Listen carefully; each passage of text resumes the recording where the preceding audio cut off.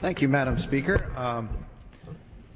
I come to the House floor as a result of a town meeting I had in my congressional district in which I heard from the Harvest Christian Church. It goes to the point that the United States and India, as all of us know, are the world's two largest democracies. However, although the Indian national government guarantees religious freedom, in many of the provinces, oppression and persecution still exist, and I want to bring that to my colleagues' attention this morning. Harvest Christian Church in my home district has worked closely with many church groups in India. And as I mentioned during my last town meeting, the pastor, Crow, shared with me some of the disturbing things that are happening there. On April 1st, during Palm Sunday celebrations in Jaipur, in the middle of their worship service, about 30 people from Hindu extremist group, whose name literally means religious army, came with sticks and started beating everybody, including the evangelists and the men and women and children who were in the congregation that day. The pastor was badly beaten and suffered severe head injury. These people were admitted in the hospital where people from the group went and threatened them. They decided to leave the hospital and are currently staying at undisclosed locations. The attackers remained unpunished for these crimes. In fact, that day, no one from the government condemned the attack or sympathized with the victims or the terrorized Christian community. Not to speak of offering any relief to the family that were affected by this terrorist group.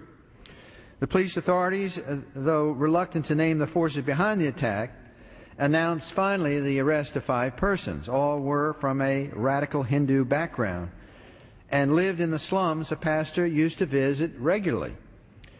Persecution such as this is not uncommon in India, and these sorts of attacks are not isolated incidences. My colleagues, in another example, a mob of around 50 Hindu extremists surrounded a house church the night of April 22nd and began shouting derogatory statements at all the worshippers in the church. Terrified believers in the church shut the doors. They phoned the local police and asked for help. 2 policemen arrived and 2 pastors to the police station. En route, a few activists began beating and insulting the pastors and 4 other believers who had accompanied them, as the police officers simply looked on.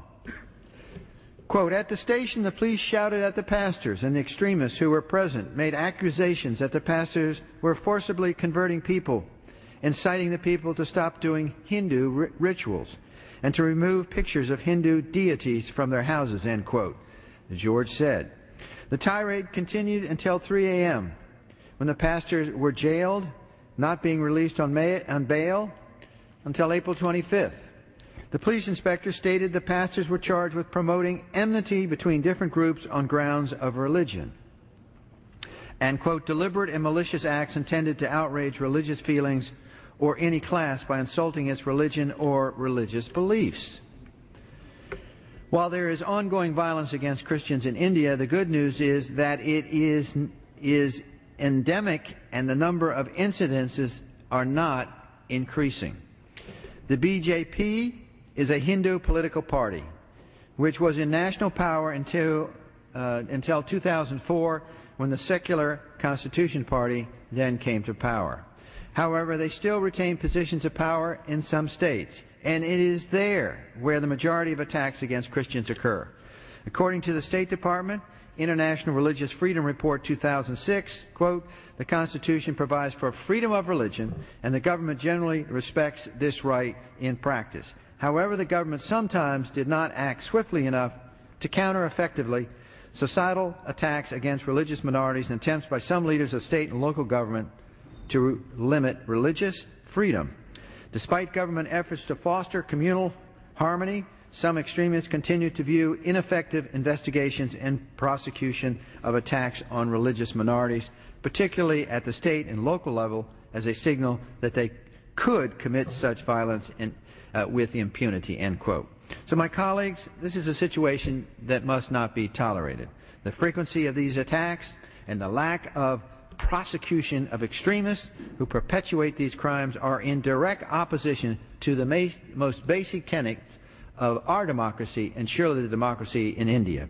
So I urge the Indian government to protect religious minorities and to take strong steps to enforce their constitutional laws regarding religious freedom in these oppressive provinces. I yield back.